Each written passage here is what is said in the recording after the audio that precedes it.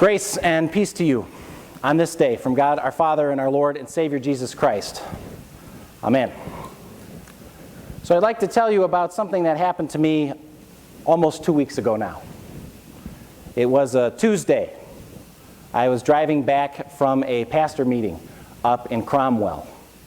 I was driving through Middletown on Route 9, right where the traffic light is. And there was construction there, and we were all kind of bundled up for a while. And once we kind of started to get unstuck and back onto the open road, I checked my rearview mirror, and I saw in the rearview mirror a state trooper. And I was thinking to myself, I hope the state trooper doesn't do the thing that you hope the state trooper does. And then the lights started to flash. I looked at my speed. I was not going over the speed limit, but I pulled off to the side, as you're supposed to do. I went into my wallet and pulled out my driver's license. I was on the ready. I just had it redone in November for my birthday, so it was brand new. And I opened up my glove box and I started looking for my insurance card. Now, we had just changed insurance carriers, so I found my old one. But I'm digging through all the things that get left in the glove box that aren't supposed to be there. Everybody's nodding. Wrappers, napkins, pens, you know, you name it, it's all in there. I'm hunting around for this thing. Now, this is a little out of sequence, but I was able to text Tammy, and she was able to text me back with our proper insurance, so that was handled at a different point in this story, but we'll just get rid of that now. And then I was looking for the registration. I couldn't find it. And so the nice officer came to the window and asked for those three items. My license, da-ding. My insurance, working on it, it's coming. And registration. I'm sure we got it somewhere. He said, I could have pulled you over because you were going a little close to the person in front of you. But the reason I pulled you over is I ran your plates. You never registered your car last year. I thought to myself, well, uh-oh. I was super apologetic. I was, I'm really sorry. You know, we moved a year ago. It's just a complete oversight on my part. I'm deeply sorry. He said, well, what's going to happen is we need to call a tow truck because you can't drive an unregistered vehicle. And so he took my license and went back to his car. And there I sat, waiting. Then a second cruiser pulled up. And the officer got out. And he was talking to the window through the window to his buddy. And I was watching all of this because I was really nervous in my rearview mirror, and every once in a while they would gesture towards me. And then I really started getting nervous. I started thinking to myself, well, okay, what's going to happen? They're going to tow my car. What happens there? Does it get impounded? Is it going to go to some lot someplace? I don't know what's going to happen. Are these two waiting around for the tow truck to come so they can bring me downtown? I don't know. What's the penalty for not registering your car? I had no idea. All these thoughts are going through my head. Meanwhile, at the time, Tammy was in St. Louis, so she wasn't home. So I'm thinking, okay, the kids are going to be home in a couple of hours. Don't know what's going to happen there. I had an appointment at 1 o'clock. I was texting Kim, who thankfully responded and canceled that appointment. And then I just was sitting there, kind of waiting. Then the tow truck arrived. The officer came back and gave me back my license and my prize, the ticket. I got out of the car. He asked me to get out of the car. They put the car on the tow truck. The officer wished me a good day. Again, I was apologetic. He said, you'd be surprised, this happens all the time. Then he drove away, and then I got in the cab of the tow truck. The guy who drives the tow truck hopped in, and he said, well, where do you want to go? Home. No problem.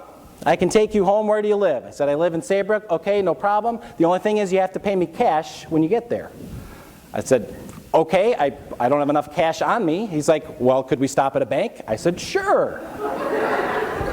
So I told him where I do my banking, so we drove down Route 9, down Main Street in Saybrook, pulled off the side of the road. I used the crosswalk, went over to the bank, put my card in the ATM, got more than I needed, of course, came back. He took me home, took the car off of the tow truck, put it in the driveway, handed me the key. I paid him the cash. He wished me a good day. I went inside. I sat on the couch. The fireplace was on. I took a deep breath. Home. I've been thinking about this for a little while. So in the days that came, well, I had a meeting that night. Now, thankfully, we have a second vehicle, so I was able to take that car here for a meeting. And then I went to the AAA office later that week just to ask. I knew I couldn't do it there, but just to ask them what information do I need, what documents do I need when I go to the DMV to take care of this. And they didn't really know, but they were trying to look it up online. They said, well, maybe you could just go on the DMV website. Okay, great. So I went on the DMV website, typed in registration in the search engine, and my name came right up. There it is. Do you want to renew this? Click. Yes, please.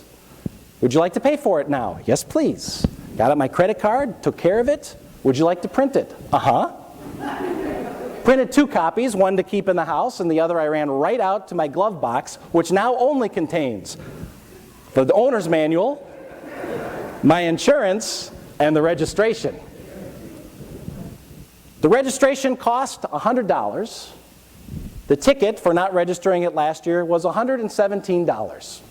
So a net loss of $17 and an afternoon and the tow truck. Overall, not too bad. Jesus stood in the synagogue and he took the scroll and he read from Isaiah that the Spirit of the Lord was upon him.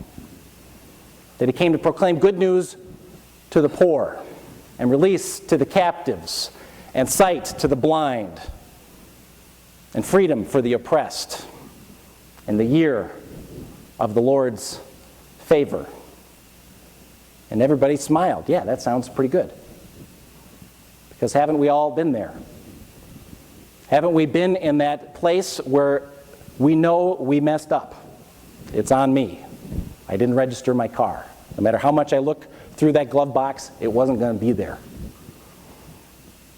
To hear good news in the midst of that, powerful.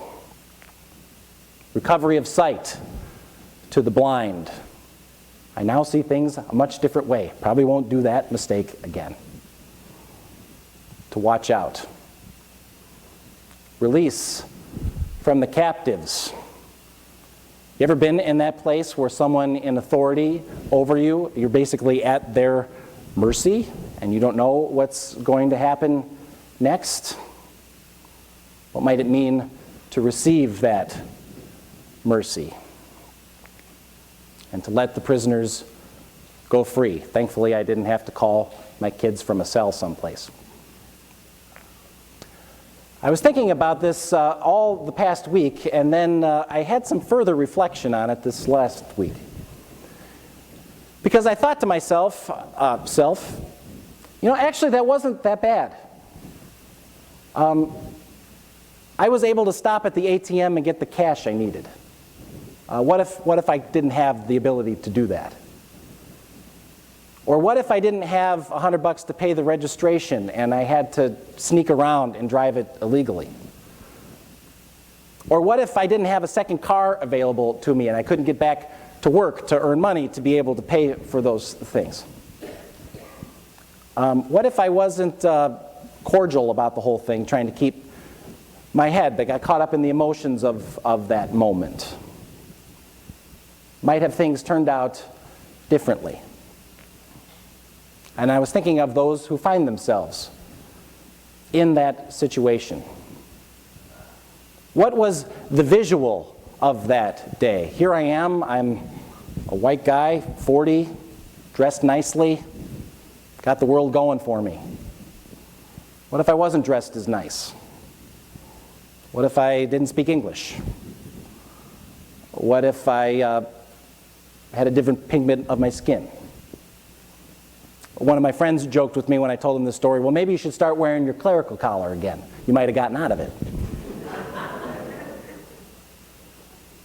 Well, yeah, we've got that privilege, don't we?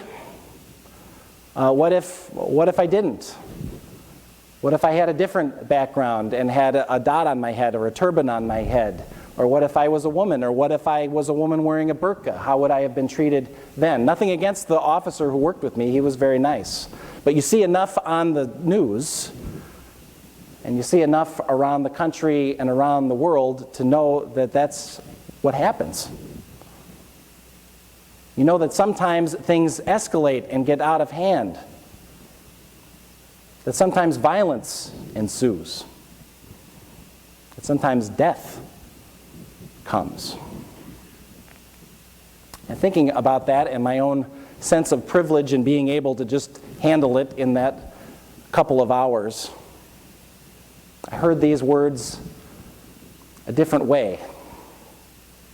It's the way that the crowd hears these words after they start thinking about it. Wait a minute, this sounds pretty good, but isn't this Joseph's kid?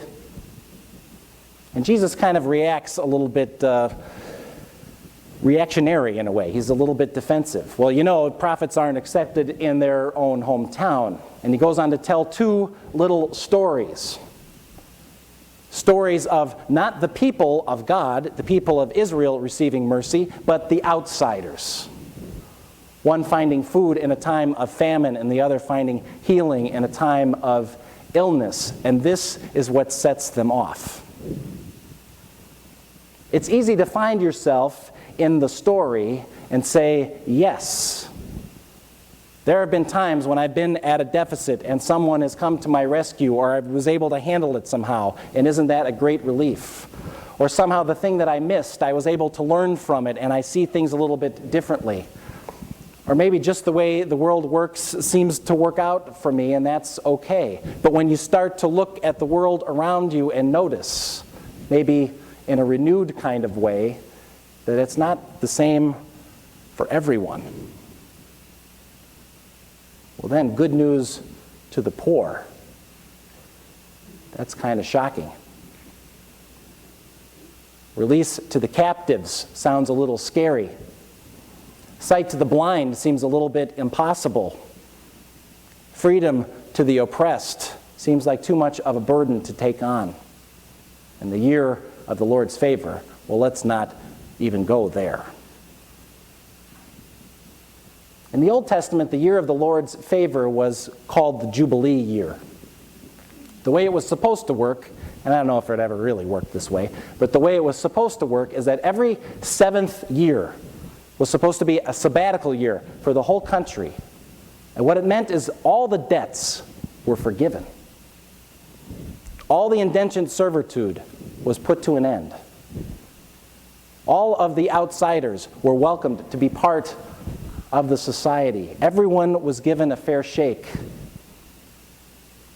Now on the seventh year, the 49th year, it was the year of the Lord. And it would be a 2-year celebration of all the bounty and greatness and mercy of God, where everyone is restored and included and valued. When Jesus says this to them, do you think those in power would have liked that? Or those who thought they had a corner on righteousness or on God's favor? Or on those who were a little bit nervous of outsiders? What would it mean to declare the Lord's favor, that Jubilee, to be happening right now? And so they drove him out, and they wanted to kill him. Now when we hear these words, they're powerful, and they're a little shocking. And I think we have a little bit of choice in how we might react to it. We can join those who are around us that are somewhat indifferent. Or say, oh, that's a nice idea, but I don't see any evidence of it anywhere. Maybe this Jesus guy was a nice guy or a good teacher, but I don't see any quantifiable reason to follow him in this world in which we live. And a lot of folks do that, and they try to seek meaning in all kinds of different ways. Or it could be like those who Jesus offended. From our own sense of privilege and advantage that we have that so often we overlook or just take for granted and don't even think about. I know I do. They have a corner on righteousness, to look at others with disdain. They think that we've got it all figured out. Well, we wouldn't be the first that want to hurl Jesus off the cliff, or to nail him to a cross, or to get rid of his followers altogether. But Jesus has this nasty habit of not letting death conquer him, doesn't he? Or we can catch the vision of what Jesus is revealing to us here. Good news to those who need it most. At times, yes, that's us. And yet, isn't the world hurting all around us? We've all been captive to something in our lives, and probably are captive to things right now, even if we're not aware of them. But you know the pain that is around you, too. Sight to the blind. Could we catch a new vision of what Jesus is bringing to us and to the world through us? To let the oppressed go free. Not a freedom we just talk about or give lip service to, but to ring in the bells of justice and equality and a way of being neighbors to one another, restorative in the world around us. What if we caught that vision? When Jesus talks about the year of the Lord's favor, he's talking about the coming kingdom of God. The kingdom where you and I have a place, and we're also given a whole bunch of invitations to be the people that also bring good news, to release the captives and bring sight to the blind and let the oppressed come free. That we have a place in the kingdom to be agents in the kingdom, where God will restore all things and make all things right. Yes, we look at the world out there and we see it for what it is. It's broken, and there is a lot of pain and suffering around us. But it is also a world that is loved, a world that is redeemed, a world where restoration is coming.